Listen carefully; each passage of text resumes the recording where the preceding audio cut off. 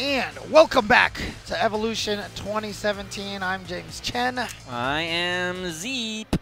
And we are getting ready for some more actions. Again, this is Wave H, which is round 2 of pools. So there's definitely multiple stages of pools, and so all the matches that we're getting right now are some pretty crazy matches. Coming up next, we have Graft Haitani going up against no, I'm sorry. They just deleted that one. Sorry. Not yet Haitani yet. It is going to be Chris Tatarian going up against Ponzaman. Almost spoiled our next match here, Z. I spoiled half of it. Half of it, okay. I spoiled half of it. Well, it's meaningless unless, because it could be against Joe Schmo, it could be against, you know, like, I don't know, Knuckle-Dew or something. Like right, that. exactly. But it is a banger. It is going to be Chris Tatarian with Ken going up against Ponzaman with Rashid, a.k.a. Rashid. Remember the name well.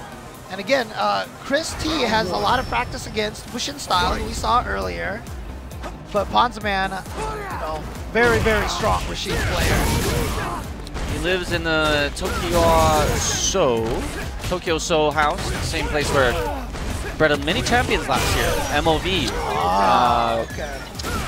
Yukadon as well. Kindev was from there as well. Dang, so do they all live in the building? They all live in a complex. Oh, dang, nice. It is a gamer house. Nice. Those sort of faded out of fashion, right? Remember, like, gamer houses used to be all the rage. There was the Marvel gamer house, but this one's still going strong, and it bred, I believe in the top 8, there was 3 out of 8. Yeah, it was 3. The third name escapes me, but like all from there. So it was no coincidence that this group training had really paid off. Right. Well, Chris Tatarian had a great first round. And here comes Ponzaman now here.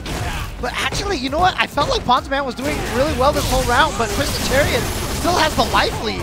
Not going to spend any meter on the EX Eagle Spike. Going to save that a little bit. Just wanted the corner position. Oh no, a misconfirm! How will he punish? Oh, a little out of range. Very fortunate for Chris. Not punish that badly for his mistake. No life left, and wow, what a nice backdash fireball to catch the whiff of that crouching heavy punch. But it's interesting, there's probably not that many gaming houses in Japan, right? Because even during the break, we were talking about how, you know, esports in Japan hasn't quite caught on just yet, right? Yeah, there's no, I mean, you could consider Topanga, they don't all live in the same house, but some of them room with each other. I believe Tokido and Bonchan live together. Okay. And Mochi is constantly training with his disciples and Choco as well. So they're all very close proximity. They don't need to travel from New York to California as we might do. Ponzaman here working almost on a perfect at this point. Returning the favor back to Chris. Has to cancel his target combo to make it safe. Back throw, very important. Ooh. Nice, and he doesn't go to the other side. Stays in the front, not quite stunned yet. Chris can bring this all the way back, and he does. He gets the stun. Ken, not as strong as he was in Season 1, but he still has that damage output. Oh my god. In about 10 seconds, he brought it right back against Ponzaman.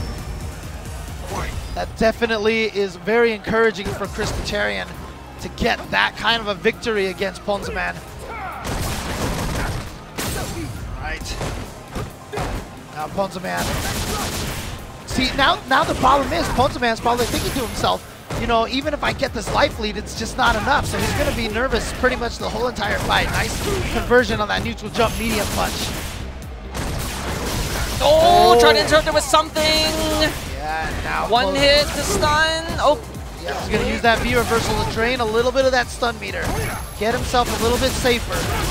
Oh boy, is this the start? But you know what? It was mostly the back throw I was about to say, and he gets it. So I love the Eagle Spike to get out of the corner. Didn't want to deal with that trouble like last round. We saw that life lead just melt instantaneously. Right through the Hadouken. He was just waiting for that. I think when he lost that one round off the whip crouch heavy punch, he knew that Chris has a tendency to try to throw a fireball in neutral like that. And it's one thing that I've heard Chris talk about his Ken game, that for a while he wasn't really utilizing the fireball well enough in like Season 1, and he definitely got really... Oh, couldn't he have... No Tatsu, yeah, that was a crouching opponent. Maybe not at that range. Didn't want to risk it. Good chase down on the roll. Yeah, not safe on that target combo. Here we go, pressure. So yeah, I'm going to use that VU reversal. Knockdown mix-up, no throw whiffs from Ponzaman, staying very controlled, collected. He's got a lot of meter. Ooh, couldn't quite convert that into a critical art. But both of them right now. Oh, there it is! Yeah. The one thing he needed. Ponzaman capitalizes clean hit into the CA. Both of them were sitting there trying to confirm into the critical art. That's what Chris was doing with that crouching medium kick. He was going to try to do the crouching medium. Single hit confirm, which works for Ken because you can cancel his crouching medium kick a little later than most other medium buttons. But unfortunately, it just got eaten up by Ponzaman's crouching heavy punch, and Ponzaman is the one that confirms in a critical art. But Chris now starting this one with a nice pressure into the corner, but that's why that V reversal is so key for Ponzaman.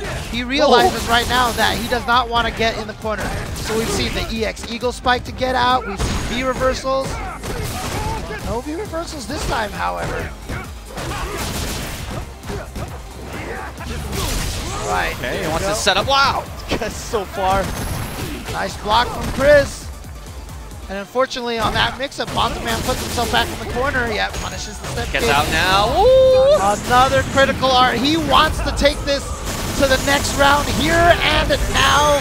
Doesn't want to worry about conserving meter. Ponzaman now with a chance to send Christitarian into loser's bracket.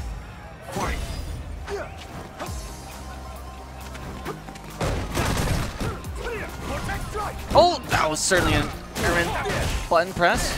Yeah, and a great punish off of the crouching heavy punch, heavy kick from Chris, but a nice neutral jump from Chris. But then after the uppercut, Didn't pursue. Yeah, Just sort of froze there. Again, he's sitting on a full bar, so he's got lots of EXs to spend, or perhaps maybe even some critical arts on deck. Well, there he has to spend it for the EX Fireball. Ooh, grab the standing leg. Wow! Oh. Right out of the whirlwind. What a way to answer that skill. Nice delay that heavy punch. Caught Ponzaman by surprise, but here we go. Corner, nice reaction! Oh, and a great, once again, patience from Ponzaman. Oh, that normal anti-air into the run to get on the other side. All right. Oh! Didn't quite get it. Wow! Wow!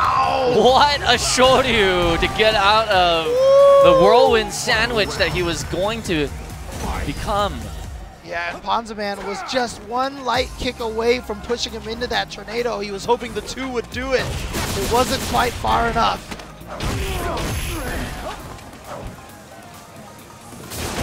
Gets in there with that EX Tatsu that's negative now. Guaranteed to be negative. We don't see a lot of Kens use it as much as they used to. Wow, oh, wow. Desperation Shoryu connects.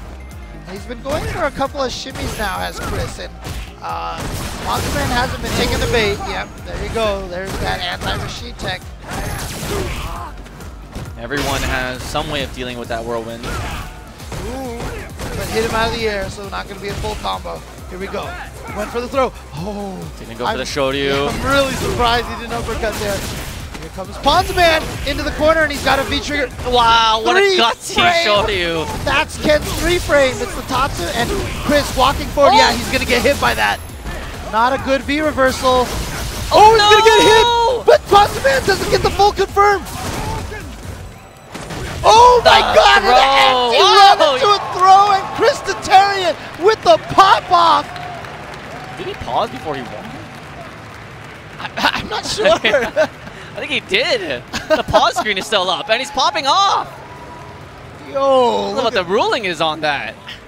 Never seen that before. The pause screen is still on. The match is still, could be, I don't know. And a hug from teammates there. The trifecta. Oh yes, okay.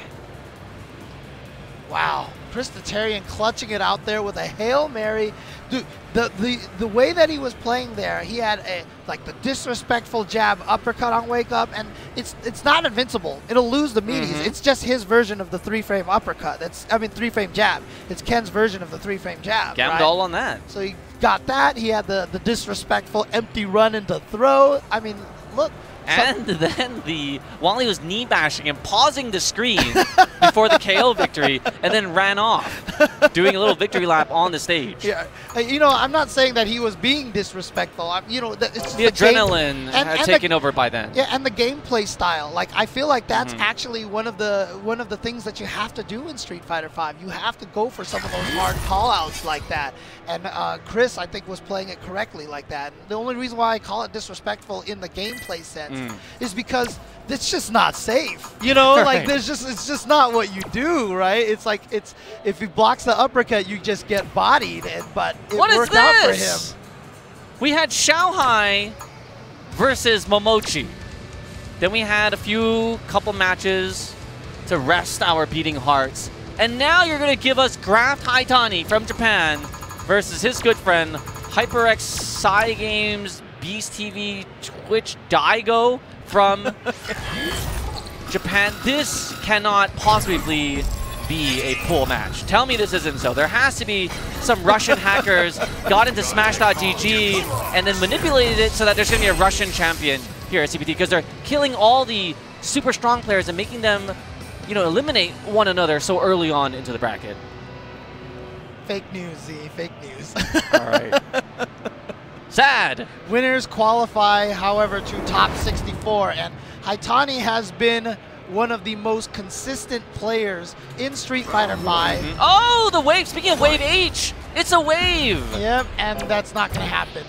Because otherwise he would have to change himself to Beach TV, and that's not going to happen, so... Damn you, commentary dad joke. Damn you. I was going to say, I love that stage so much, as I do the wings, the airplane. Yeah, If both players agreed upon it, do you think that it should be legal? Because yes, you don't want it to have a disadvantage if someone gets motion sickness or you can't see like the rolling cannon or the wave. But what if both players agreed and be like, let's rock? Let's go to the beach? Yeah, let's go to the beach. Yeah, you know what? If they're down for it, I think they should let it rock. Let's go to the mountains instead. Oh, try the anti-air with a crouching heavy punch, but Haitani's jumping, well, Nakali's jumping heavy punch. Really, really high priority. But yeah, I cannot believe that these two are playing each other so early on. Does not make sense. And remember, Daigo. What? You see that punish? Just jumped over into heavy punch, not even a throw. He jumped over into frame trap. Ooh, good air throw. Now remember, early on in Street Fighter V's life cycle, Daigo had a lot of trouble against Haitani. I mean, against Nakali. Who didn't? Yeah. But you know what? He admitted he had trouble. Every time he loses matchups, the beautiful thing is that Daigo's like, I just don't know the matchup. I will study it. Batman Daigo, especially the 25th anniversary Street Fighter, after he lost convincingly to Filtration. He then went into the lab and then 10-2'd him. That is the type of monster you're dealing with. He's not going to let a defeat, you know, just forget about it. He's going to go into the lab and plot that revenge. All right, great distancing on the disc guidance there from Haitani, making it safe on block. Okay, whiff punish with the Sonic Boom. Haitani taking round one. Oh, the Seismo interrupts that. That's what kind of makes it tough to establish that Sonic Blade, but wow, backfisting the Seismo. Alright, so Daigo trying to play this defensive game right now, trying to zone out Haitani as much as possible. And see, that forward dash and the jump off of the Sonic Boom is just to make sure he builds some of that screen space. Oh, that missed! Interesting. Yeah, it's harder to make the disc guidance safe now. But, big crush counter. Oh, he was waiting for that EX flash kick. He was watching. He saw Daigo versus, was it MOV, I think it was? Yes, the Ume flash kick. I think it was Eita. Oh, Eita, that's what it was. Yes, yes. Prowling is Haitani's Nakali with the trigger activated. They're both sitting on full meters as well, so the next hit is going to... Well, he ended with this, didn't need to. The baby boom had taken him out. And it looked like Daigo was almost kind of confident that was going to kill because this guy wasn't even hop kicking forward. Daigo's done the math and he's avoided successfully the command throw twice now. Alright, keeping him out with those EX Sonic Booms. Always hard to see those coming, and a lot of times you just see people walk right into them. And again, those jump attacks from Nakali are so good. The Ume flash does connect there. But now out of meter does Daigo find himself. Made that this guy's perfectly spaced right through the boom. And far enough to not get punished. Raw activation. Wants to establish that momentum back. Needs to get some damage on the board. Oh, there we go.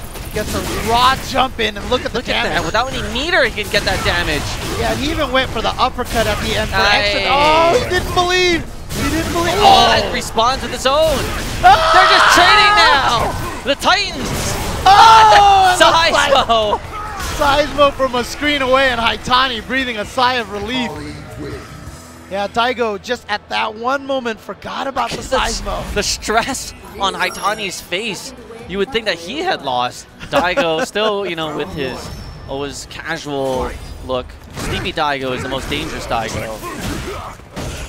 Yep, infamous for, what was it, EVO 2003 or 4, having a picture taken of him sleeping on a little bed, on a table outside on the college campus. Made it into the Yoga Hyper book for Super Turbo.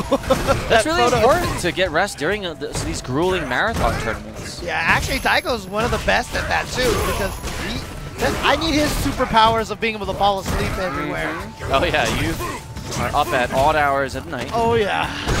Daigo now coming here, trying to catch up on life. Oh, nothing. Yeah. Had that Sobot kick running towards him, but didn't respond with anything. I'm surprised Haitani just didn't go for an uppercut or something like that. If you can block it, you can uppercut it. It's interesting that Haitani's using the short charge at those ranges. You know, it's almost like a way to move forward. Daigo trying to catch up with a surprise Sonic Boom to his face in the V-trigger. Jabs him out of the air. Ooh, a flurry of booms. And there's that. This guy didn't make it past that. Yeah, multiple hits on those EX Sonic Booms. Gonna catch. Not enough armor, not enough projectile absorption from the disc guidance. Ooh, the backbreaker this time to switch positions. Shades of Guile versus Mago's Fei Long from Canada Cup. Yeah, years and years ago. Oh, that's not a true block string. Daigo calls it out. Oh, flash kick. Yeah, he was holding that charge. And then, you know what? Oh, that wasn't enough for the stun. Oh my god, and Haitani goes for the Hail Mary uppercut. But he needs some sort of comeback here if he wants to take the... Daigo tried to take a walk in the park to get that throw. Now using the V reversal to push him away. Waiting to see if Haitani wants to jump over Sonic Boom. However, Haitani knows he's not charged now. Oh! Great double dash. Backed off outside of throw range. And you know what? I see Daigo do this a lot these days. He does the shimmy into a throw. And at the end of the round like that, it's really smart because if they do bite, you get the throw. If they don't, you still walk up and try to throw them. If you only shimmy into a button, if they don't hit a button, they block. And sometimes you may even lose your momentum that way. And since Daigo knew that the throw was going to kill, he can just go with that instead of trying to go for a combo. What are these Ume flash kicks? Coming out of nowhere. Alright, command throw. Oh, interruption. Okay, just hits him on the tip. Okay, now Daigo has the corner position, into the throws, into the corner. One hit, can be a V-trigger combo too. Haitani definitely trying to keep Daigo honest. And again, there's that disrespect I was talking about. You know, Haitani actually is one of the best at that with his Nikali and his EX uppercut timing. It's been accurate for the most part with those gambles. But so too has Daigo with the Ume flash kicks. Yep, same thing, disrespectful flash kicks. Oh! What? Only with the anti-air jab. I think he's trying to catch it in the middle of that block string like he did earlier, but maybe just mistiming the flash kick, not sure. Smartsville gets a soft knockdown, allowing Nikali to close in some distance. Gonna get the cross up. Oh, and he's gonna spend the meter. Wow, he wants to make sure he takes this round. So he's gonna spend this early on to try to get a big life lead. Ooh, the low light jab, so good for Guile. Yeah, goes under because he knows Haitani's hitting heavy punch Getting early. dunked on. Oh boy, guess what? What? Oh my god, is he gonna go for... Is this Phenom or is this Haitani? Oh, he didn't believe, and you know what? He should have.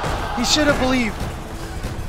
Oh, but there's the next one. Job. Into the EX uppercut, and Haitani is going to take it with the dash-up command throw. Daigo Umehara gets sent to loser's bracket. Oh. That was an NBA dunk contest towards the end. Except the problem is, Daigo gave him multiple opportunities to perform that dunk right there. And at the end, he finally got the flashy one that had the follow-up. I wonder if it's a sense of pride when your opponent is repeatedly going for a pattern. Just like we saw with Phenom. I think he did like 5 in a row at a major tournament. You don't want to give in to what your opponent is trying to do. He's like, yeah, are you going to jump? Yeah, I'm going to make you jump. The stubbornness of Daigo is, no, I've already like determined my fate. This is what I'm going to do in this situation. Right. I'm going to go with it. And to have that type of conviction without collapsing under, it's pretty embarrassing, right? If you're getting repeatedly thrown over and over, especially on a big screen on the stage match, he'd rather go with his principles as a fighter and his philosophy than relinquish that. Right. So I respect that. He went out, and that's the same thing.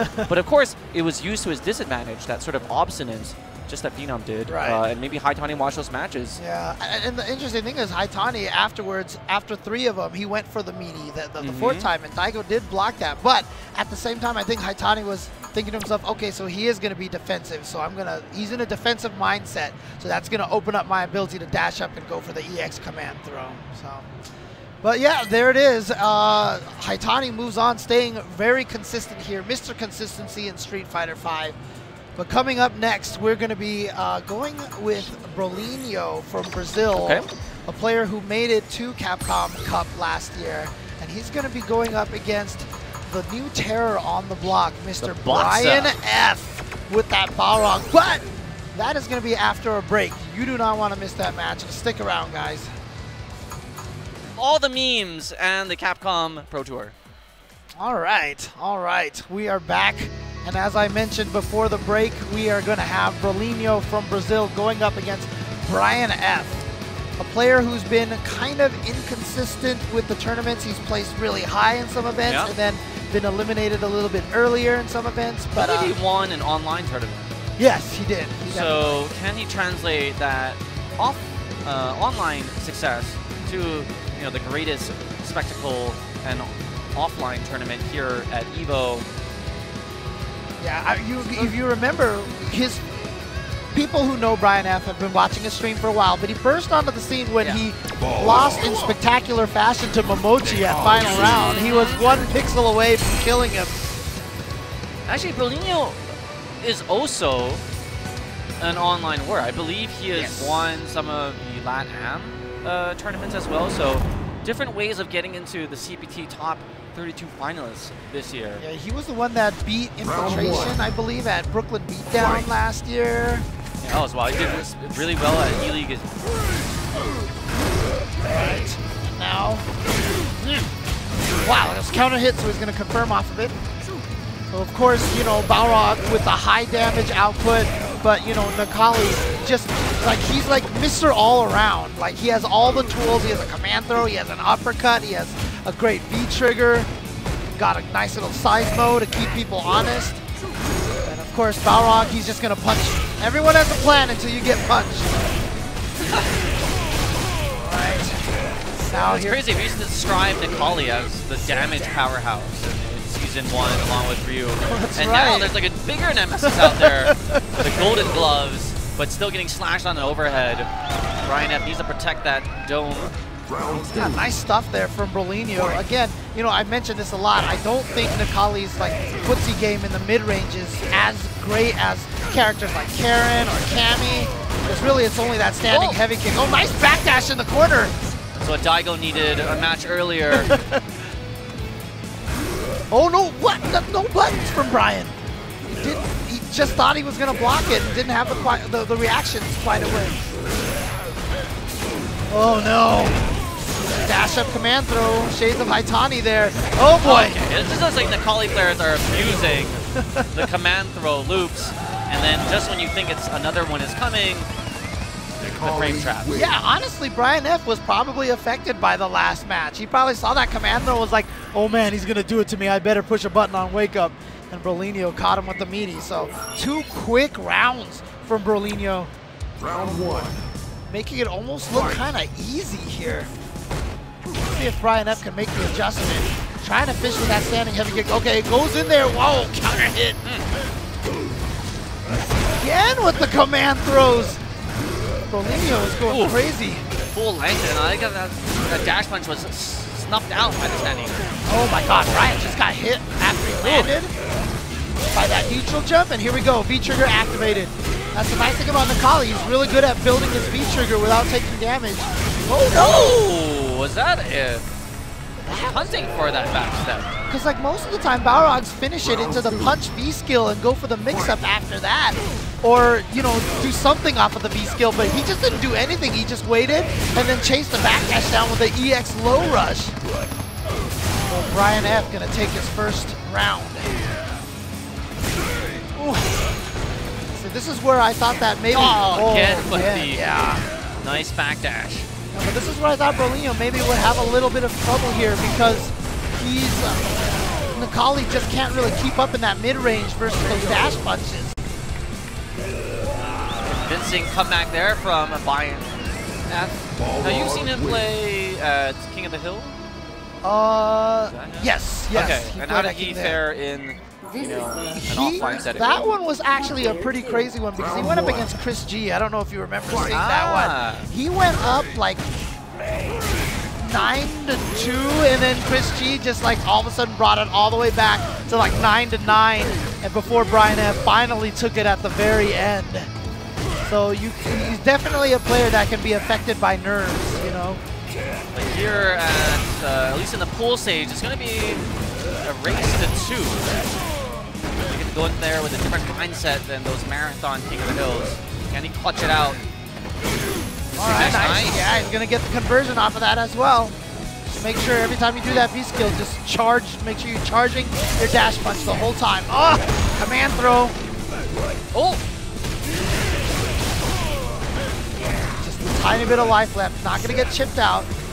Oh my god, a dash counter hit! And this is what he needed. Oh, good hit air him. reset. Yeah, hit him out of the air. And that's, you know, we talked about the counter hit pushback, right? Taking damage on purpose so you can get the hit afterwards. You know, there's definitely a lot of situations where you can do stuff like that by getting hit out of the air and flipping. Because people cancel into specials that are safe or they confirm off of the hit. But when you get hit out of the air, you recover on the floor, you whip the ground move whips, and a lot of times you can land in punish in time. It still registers in your brain as a hit, so you follow through with the combo ender. Oh my god! On the way down. And the stun from Brolinho! And Brolinho from Brazil is gonna move forward. Brian F gonna be sent to loser's bracket.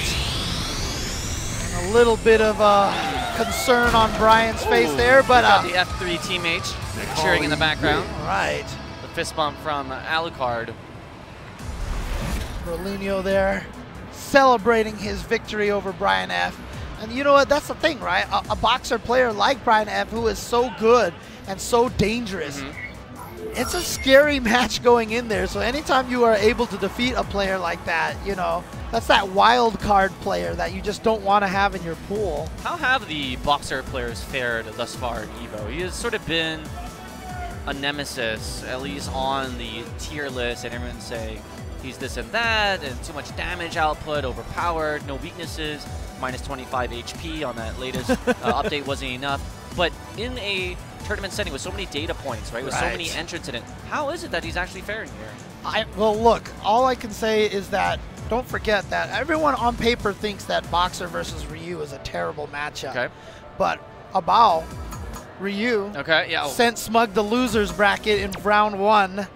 So well, it was round 1 or round 2 or something like that. But in pools, Smug was sent to losers bracket. We just saw Brian F here go into losers bracket. Not sure how the other boxers are faring right now, but Boxer's never really had. There was one streak where he won like 3 or 4 CPT online events. Yeah, online. Online events, but offline, Boxer just hasn't had the success. It's interesting. Some characters are better online. Yeah. Because of the latency, you can get away with some things that you couldn't offline when you're playing side by side, Right. and there's none of that benefiting. So yeah, so unfortunately, it seems like I'd have to look in the bracket to see if I can find any of the boxers that are still in the winner's side. yeah, who would be sort of another boxer to look out for? PR Balrog is down for there. sure, yeah. Did Iwate show up here? You know, out of the 300 or so Japanese players, I'm seeing a lot of first-time EVO attendees. I wouldn't be surprised, though I personally have not seen it there. Okay.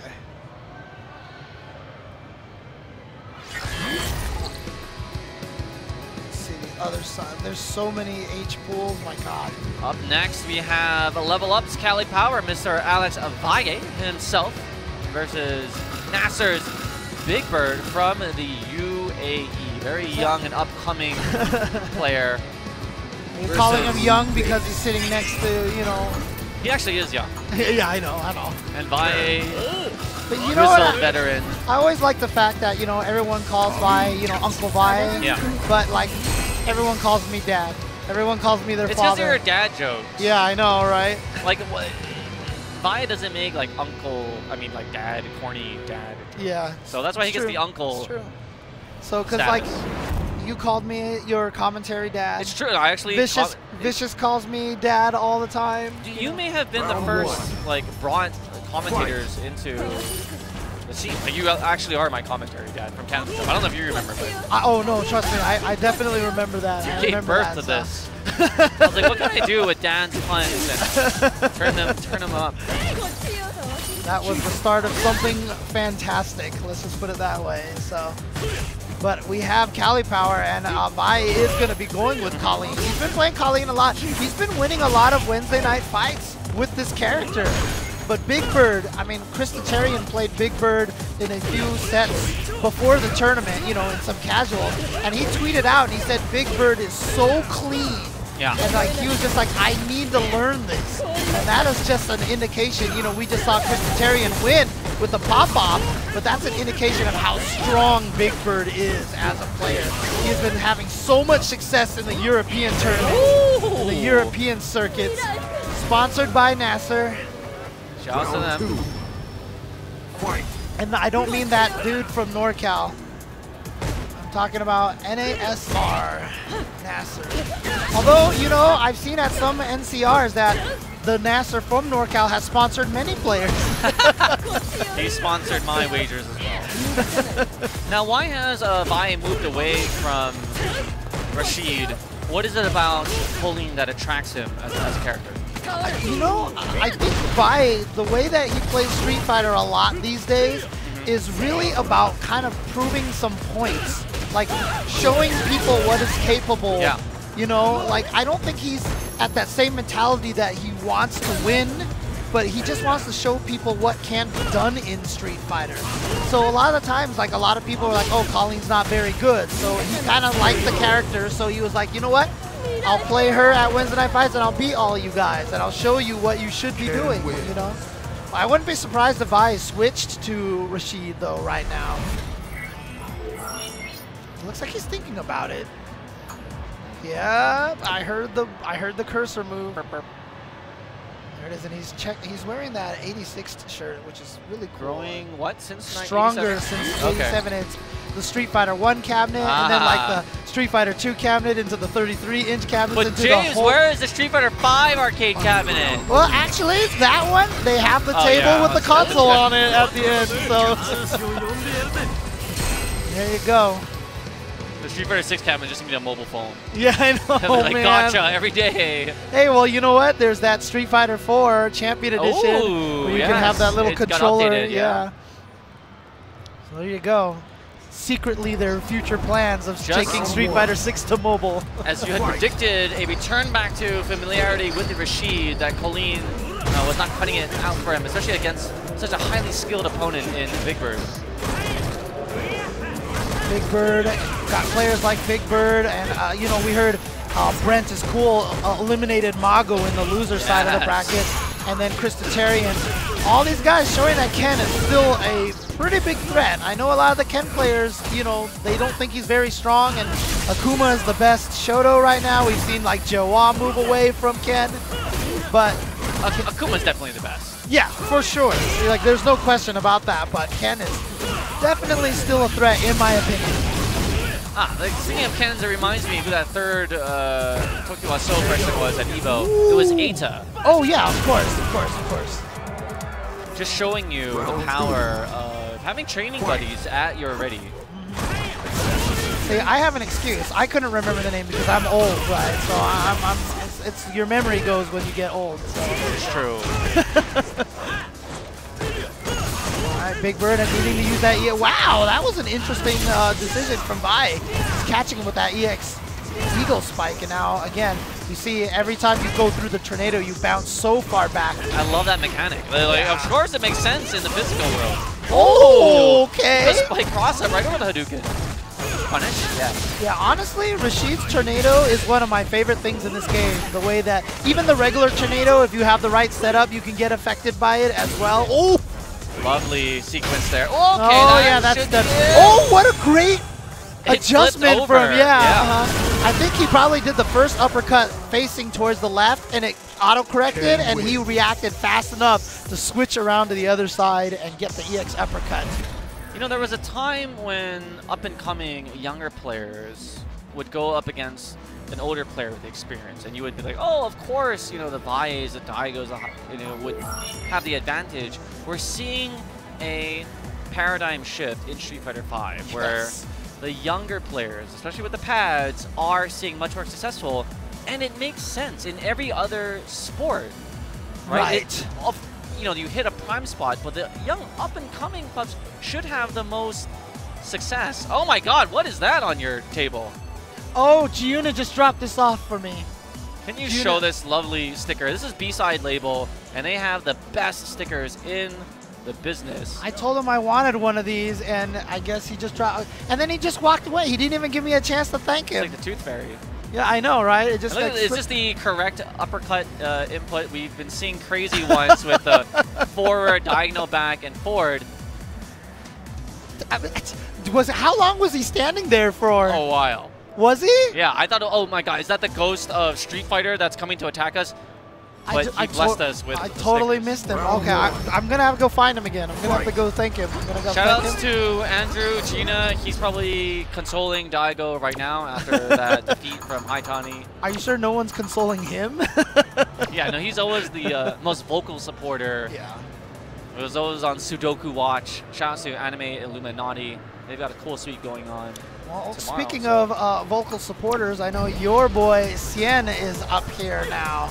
And for a lot of players, considered probably one of the favorites right now. He has been on a tear recently with his Ibuki. He has been going up. He's going to be going up against Ponzaman. And wait a minute, Ponzaman, didn't he lose the Christitarian? Yes, right with that surprise throw. Right. And so, who did Cien lose to? No. Double tap, no. Bliss. Oh man, I have to check this out. I'm gonna see if I can look this up. This makes me very sad that you brought this to my attention. Well, the bright side of things is that he has gotten a new sponsor, so... Well, no, because it says Cien and Ponzaman here on the winner's side. Maybe we've discovered an error in the brackets. Maybe it hasn't been... Oh, maybe it hasn't been updated yet. Maybe he lost to Ponzaman in winner's side, because if you look here in the bracket, Ponzaman and Christitarian would run into each other later on. So Cien, I think, lost to Ponzaman the first time then. So this could be a run back. This is infuriating. I need Cien to get his revenge on Ponzaman. Ponzaman very cool though. See him at Tokyo So. Yeah, but again, if anybody on Twitter can has like some information, maybe from seeing it on the other streams, let me know.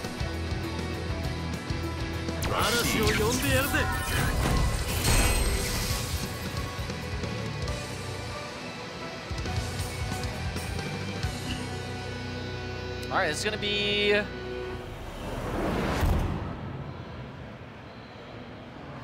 you know, a lot of people had Xian in their top 3 picks. Or maybe it was just me, I'm not sure. But the fact that he's dropped down into losers, just assuming that because he's fighting against Ponza. Right. No, I had Xian as one of my top 2 favorites to take EVO, to be honest with you. Yeah, no, as did I. I'm a bit biased. I'm glad that your objective projections also had him in the top. Yeah, absolutely. I had him and Punk as my number 1 and 2 picks. In no particular order.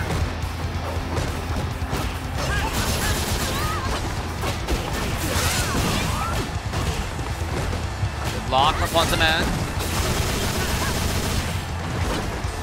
Now, if indeed this is a vengeance run back, what are some of the things that both players have learned from one another that they can use in this second meeting? Yeah. Oh, wow. Yeah, so this is a run back. I did get confirmation from somebody on Twitter. Shout out to Frabasar. But Shin looks like he is having a good start here in this run back right now. Going with the schoolgirl outfit. Oh, okay. Well, one of the schoolgirl outfits. Just one. We need 3 more. Oh boy. Here we go. Close to stun now. Wake up buttons from Xian. Oh boy. Gonna get caught with that into the V skill, into spinning mixer. Not quite enough yet, but there, that crouch light kick is gonna do it. So a quick round now for Ponza Man. Xian in this run back. Now, I've always said that I feel like the person who loses the first match has a better chance in the run back because they think about it. They're like, what did I do wrong? And, you know, and the person who wins goes, it's very difficult for the winner to make adjustments because you already won. Exactly. And you got to think to yourself, man, oh, he got him with the Xian trick. That is the Xian. That is the, I call that the Xian, yeah. Kunai's to the back of the nape. And there you go. See, there it is. Xian taking game number 1. And like I said, after you lose, you're just like, I should have did this. I should have did this. Man, he caught me with this. When you win, you're like, yes, who's my next opponent? I need to prepare for him. And so, you know, Xian might have actually thought about it a little bit. I can tell Xian's serious about this year's EVO because he has glasses on. He never, I mean, his eyesight always has been a bit, you know, poor, and he needs corrective lenses, but he never wanted to because he felt that it looked funny on him. But now he really needs the glasses because he already lost the Ponza Man once. No contacts, huh? He doesn't wear contacts. Okay. All right. Well, he's getting perfected on by Ponza Man. Ibuki. This is Ibuki. Yep. Oh, he called it out. This could be a stun. It is a stun. Reloads. Not going to be a lot of damage. Daggers. Goes to the reset in the front. And that's okay. Not quite enough. Oh, he blocked it this time. Ponza Man gets the knockdown. Oh, what's going on? Wow. What the heck just happened? The jump back jab, and he landed in the front for whatever reason. And yeah, and unfortunately, Ponza Man standing medium punch just went the wrong direction. Sometimes you got to be fortunate to win in an event like EVO like this. Or was it some secret tech developed by him? You never know with him. He's a mad scientist. True. Give him the benefit of the doubt. Yeah, we'll talk to him in an interview. He'll be like, yes, I did that on purpose. You know? I discovered that day 1 while you guys were discussing tier lists. Okay, oh, yeah, that's going to be a block. Yeah, punish on the sweep. All right, here comes Xian. Switching sides, which is very important. Wants to get him in the corner, but again, that raw spinning mixer in the middle of the screen. Oh, wow, which way did he block? I have no idea. I wish the cross-up thing came out even when you blocked. Which way did he block, George? Yeah. That's a very great advice. I think that would be cool. That's that would be cool. But look at this. Xian, the reason why Ponza Man is scared right now is because Xian is sitting on that full V trigger and he has 1 bar. He needs 1 crouching medium punch. It is. But he's 1 good reset to get within the territory. Good block. Yeah.